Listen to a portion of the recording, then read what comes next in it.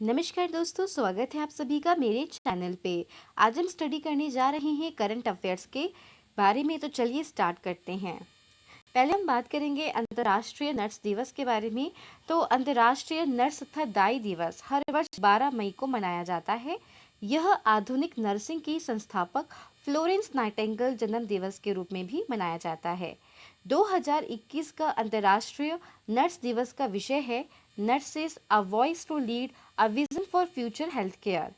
फिर नेक्स्ट है हमारा ग्रीन ऊर्जा पुरस्कार के बारे में बात करते हैं। तो 2021 का जो ये ग्रीन ऊर्जा पुरस्कार है वह भारतीय नवीकरणीय ऊर्जा विकास एजेंसी लिमिटेड IREDA को ग्रीन ऊर्जा पुरस्कार से सम्मानित किया गया है। यह पुरस्कार इंडियन चैम्बर ऑफ कॉमर्स यानी कि ICC के द्वारा प्रदान किया जाता है। फिर है टुगेदर फॉर इंडिया पहल की शुरुआत की गई। विश्व स्वास्थ्य संगठन ने महामारी के विरुद्ध भारत की लड़ाई में सहायता करने के लिए धन जुटाने हेतु टुगेदर फॉर इंडिया पहल की शुरुआत की है। इस पहल का उद्देश्य कोविड-19 महामारी के खिलाफ भारत की लड़ाई का समर्थन करने के लिए धन जुटाना है। आगे हम बात करेंगे पद्म कुमार एम नैयर को प्रस्तावित राष्ट्रीय परिसंपत्ति पुनर्निर्माण कंपनी लिमिटेड का CEO नियुक्त किया गया है। राष्ट्रीय परिसंपत्ति पुनर्निर्माण कंपनी लिमिटेड सार्वजनिक और निजी क्षेत्र के बैंकों की साझेदारी है। यह ऋण के लिए सहमत मूल्य के 15% तक का भुगतान नकद में करेगा और शेष 85% सरकार द्वारा गारंटीकृत प्रतिभूति प्राप्तियां होंगी। अब हम बात करेंगे कि विश्व के एड्स टीकाकरण दिवस के बारे में, जो कि 18 मई को मनाया जाता है। प्रत्येक वर्ष 18 मई को विश्व एड्स टीकाकरण दिवस मनाया जाता है।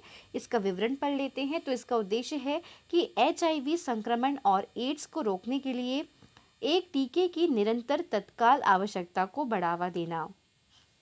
पहला विश्व एड्स टीकाकरण दिवस 18 मई 1998 को मनाया गया था। विश्व एड्स दिवस की अवधारणा 18 मई 1997 को मॉर्गन स्टेट यूनिवर्सिटी में पूर्व अमेरिकी राष्ट्रपति बिल क्लिंटन के प्रारंभिक भाषण से आई थी। इसकी अवधारणा, विश्व एड्स दिवस की अवधारणा, ठीक है। हम एड्स के बारे में पढ़ेंगे। तो यह ह्यूमन इम्यूनोडेफिशिएंसी वायरस के संक्रमण के कारण होने वाली एक महामारी है जो मानव प्रतिरक्षा प्रणाली को नुकसान पहुंचाती है। यह रक्त, वीर्य, योनि स्राव, गुदा द्रव और स्तन के दूध सहित शारीरिक तरल पदार्थों के माध्यम से एक व्यक्ति से दूसरे व्यक्ति में फैलती है। एक्वायर्ड इम्यूनोडेफिशिएंसी सिंड्रोम एड्स अगला चरण है जिसमें वायरस जो होता है वो आगे बढ़ता है। रमेश पोखरियाल निशंक जी को अंतर्राष्ट्रीय अजय स्वर्ण पदक से सम्मानित किया गया। केंद्रीय शिक्षा मंत्री डॉक्टर रमेश पोखरियाल निशंक को अंतर्राष्ट्रीय अजय स्वर्ण पदक से सम्मानित किया गया है। इस सम्मान की घोषणा 2 दिवसीय वर्चुअल सत्र में की गई, जिसमें 110 से अधिक देशों के प्रतिनिधियों ने भाग लिया। यह पुरस्कार औपचारिक रूप से गुरु पूर्णिमा पर केंद्रीय मंत्री को प्रदान किया जाएगा। उन्हें यह पुरस्कार उनके लेखन, सामाजिक और शानदार सार्वजनिक जीवन के माध्यम से उनकी असाधारण प्रतिबद्धता और मानवता के लिए उत्कृष्ट सेवा के लिए दिया गया है। नई शिक्षा नीति के लिए भी उनकी सराहना की गई है। नई शिक्षा नीति क्या है उसके बारे में थोड़ा सा जान लेते हैं कि इसका उद्देश्य है भारत को वैश्विक स्तर पर ज्ञान की महाशक्ति बनाना है। वर्तमान 10+2 प्रणाली को क्रमशः 3 से 8, 8 से 11, 11 से 14 और 14 से 18 वर्ष के आयु के अनुरूप एक नई 5+3+3+4 पाठ्यक्रम संरचना द्वारा प्रतिस्थापित किया जाएगा।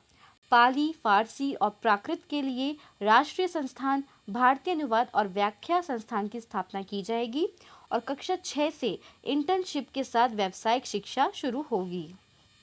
आगे हम बात करते हैं सर डेविड एटनबरो को जलवायु परिवर्तन के लिए पीपल्स एडवोकेट चुना गया है। हाल ही में सर डेविड एटनबरो को UN जलवायु परिवर्तन सम्मेलन के लिए COP26 के पीपल्स एडवोकेट के रूप में नियुक्त किया गया है। इसका विवरण पढ़ लेते हैं कि संयुक्त राष्ट्र जलवायु परिवर्तन शिखर सम्मेलन नवंबर 2021 में ग्लासगो में होने वाला है। सर डेविड एटनबरो एक प्रकृति वृत्त चित्र फिल्म निर्माता, प्रसारक, लेखक, प्रकृतिवादी हैं जो जानवरों, पृथ्वी के आवासों की खोज और वैश्विक तापमान, जलवायु परिवर्तन आदि जैसे पर्यावरणीय मुद्दों पर नवीन शैक्षिक श्रृंखला के निर्माण में अपने अग्रणी कार्य के लिए प्रसिद्ध हैं। अब हम सीओपी के बारे में बात कर लेते हैं। तो ये पक्षों का सम्मेलन सीओपी संयुक्त राष्ट्र जलवायु परिवर्तन फ्रेमवर्क कन्वेंशन का निर्णय लेने वाला सर्वोच्च निकाय है। यूएनएफसीसीसी का गठन 1994 में हरित गृह गैस उत्सर्जन को स्थिर करने और पृथ्वी को जलवायु परिवर्तन के खतरे से बचाने के लिए किया गया था। फिर नेक्स्ट है, पहला सम्मेलन 1995 में बर्लिन में हुआ था।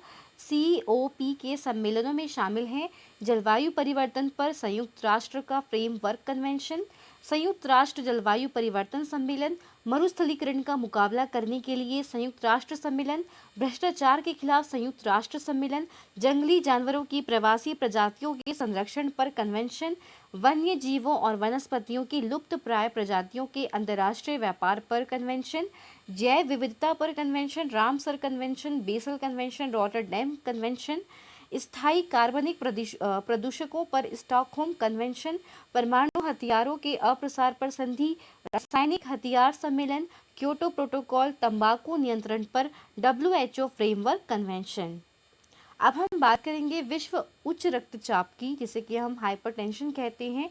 तो ये दिवस कब मनाया जाता है? 17 मई को मनाया जाता है।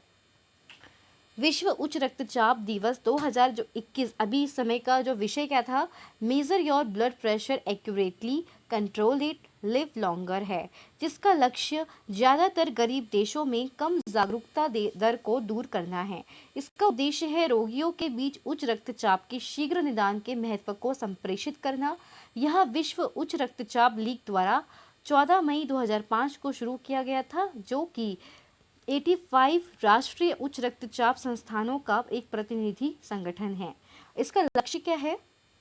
उच्च रक्तचाप से ग्रस्त रोगियों में स्थिति के बारे में जागरूकता बढ़ाना।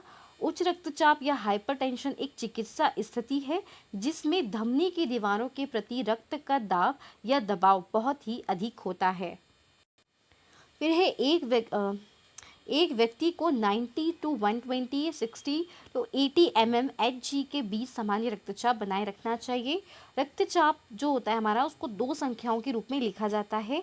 पहली है सिस्टोलिक संख्या, रक्तवाहिकाओं में दबाव का प्रतिनिधित्व करती है जब हृदय सिकुड़ता या धड़कता है, और दूसरी है डायस्टोलिक संख्या, वाहिकाओं में दबाव का प्रतिनिधित्व करती है जब हृदय धड़कनों के बीच विश्राम की अवस्था में होता है। तो ये था हमारे आज करंट अफेयर्स के कुछ इम्पॉर्टेंट पॉइंट्स, इसके बारे में पूरा विवरण भी दिया है आपको। आई होप आप लोगों को अच्छी लगी होगी वीडियो। तो प्लीज़ अगर आपको अच्छा लगा है मेरा ये वीडियो तो इसे लाइक और मेरे चैनल को सब्सक्राइब करना ना भूलें, और इसे अपने फ्रेंड्स के साथ भी शेयर करें। तो चलिए आज के लिए इतना ही, फिर हम मिलते हैं नेक्स्ट वीडियो में एक न्यू टॉपिक के साथ। तब तक के लिए धन्यवाद।